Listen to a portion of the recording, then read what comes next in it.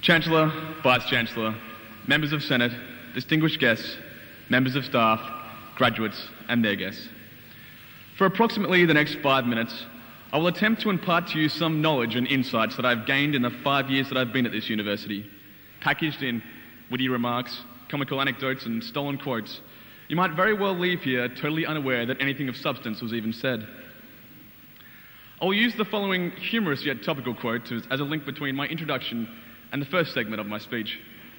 Robert C. Gallagher once said, "Change is inevitable, except from a vending machine." Well, speaking of change, the world is a different place to when we first started at UWA, and while the sun still rises in the east, the Guild's food remains of questionable quality, and a cold beer still tastes good on a hot day. The events of the past few years have shaped society into a new mould. I'll take this moment to recap some of the events that have altered the way we lived and studied. Firstly, the event that changed the world forever. Some say that the history of modern society is now split into two time periods, before the events of that fateful day and every day after it. The date, of course, was October 23, 2001, and the iPod was released. A new style, a new craze, and a new hit song for U2.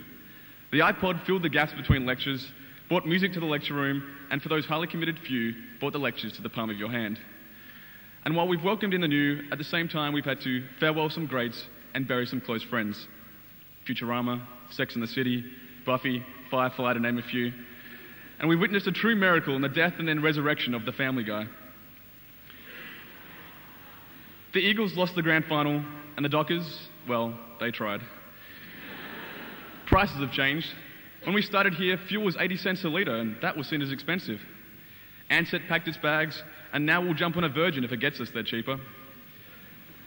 Guild fees were voluntary, then compulsory, and then voluntary again. And throughout it all, the food remained questionable. Now, according to a letter I received the other day, the role of the valedictorian is to reflect briefly on the university experience and what it has offered you and your fellow graduates. It's a tough ask to represent hundreds of students you've never met or, apart from this brief encounter, ever even seen. Aside from discounted movies and last-minute cramming, the university experience is different for everyone. I wasn't there when Paul Tilbrook broke that beaker of acid on his shoe, or when Rebecca Dawson started snoring in that maths lecture, because I don't actually know those people, and those events didn't necessarily occur. You all have your own stories, events, and emotions to remember this place by, whether it be the relief after the last exam or the terror of the night before, the oak lawn on a warm spring day, or that valedictory speech at your graduation. But above all, what brings us together as a group is that we came here to learn. And while Albert Einstein said, "The only thing that interferes with my learning is my education," we can't all be geniuses like him. So I'll say thank you to the lecturers for dispensing your knowledge onto us, to the tutors for explaining what the lecturers said, to our friends for filling in the gaps, and to Google for helping us find everything else. The one thing Google can't help us find, however, well, at least not yet, is our path in life. Tonight is just as much about the future as it is about our recent past. Armed with these newly acquired fancy pieces of paper, we enter the real world, where every day starts before midday. 3-month-long holidays only occur every 10 years. And movies cost $15. Though I hear the food is better. Upon entering the real world, we'll be involved in a variety of disciplines, forging ahead in numerous areas, whether it be finding the cure for AIDS, solving the salinity problem, pursuing new energy sources, or developing the long overdue underwater cities and personal jetpacks. Whatever field you start up in, the important thing about any job is to enjoy it. Don't worry if you don't know what you want to do yet. It's a common problem. Adults are always asking kids what they want to be when they grow up because they're actually looking for ideas. There's a quote which comes to mind from one of the great philosophers of our time, Calvin from Calvin and Hobbes. We're so busy watching out for what's just ahead of us that we don't take the time to enjoy where we are. Enjoy this point in your life. You won't be young forever. That is, unless one of you finds a way to reverse aging. So my 5 minutes of fame are coming to a close. It would have been 15 minutes, but the government reforms meant I had to cut back. In summary, the iPod changed the world, Einstein was a genius, and somebody really needs to invent personal jetpacks. The real world is waiting for us out there, possibly hiding in some dark corner, waiting for the perfect moment to pounce.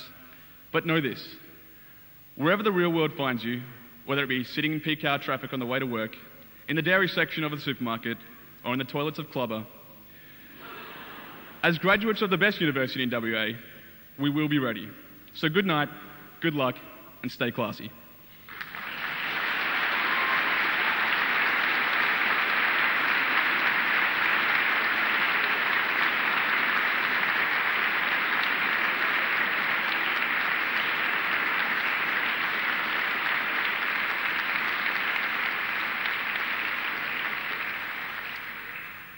Well, ladies and gentlemen, with those fine words, tonight's proceedings are now completed, and I invite the Chancellor to present his concluding address and formally close this ceremony.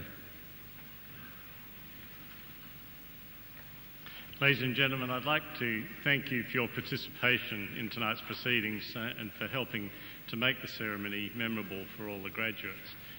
I particularly wish to thank Dr. Dennis Cullity for giving us the occasional address, and Mr. Matthew Titmanis for his very entertaining valedictory address. I think you'll agree that both speakers enriched these proceedings and left a lasting impression on us all. To all of our new graduates, I offer my warm congratulations. The university is very proud of your achievements, and we sincerely hope that your experience here has provided you with a sound basis for satisfaction and success in your future lives and careers. We wish you all the best in whatever you choose to do. As UWA graduates, you'll be ambassadors of a leading university in the Australian and international arena, and your future achievements will enhance its reputation. We hope that you'll keep in touch with us over the coming years and let us know what you're doing, and that you'll retain a lifelong interest in the activities of your university. Go forward and seek wisdom and carry with you the very best which this university has been pleased to offer you. This ceremony is now concluded, and I invite you to join us on Whitfield Court for light refreshments. Members of the audience are asked to rise and remain standing in their places until the procession, including the new graduates, have left the hall. Thank you.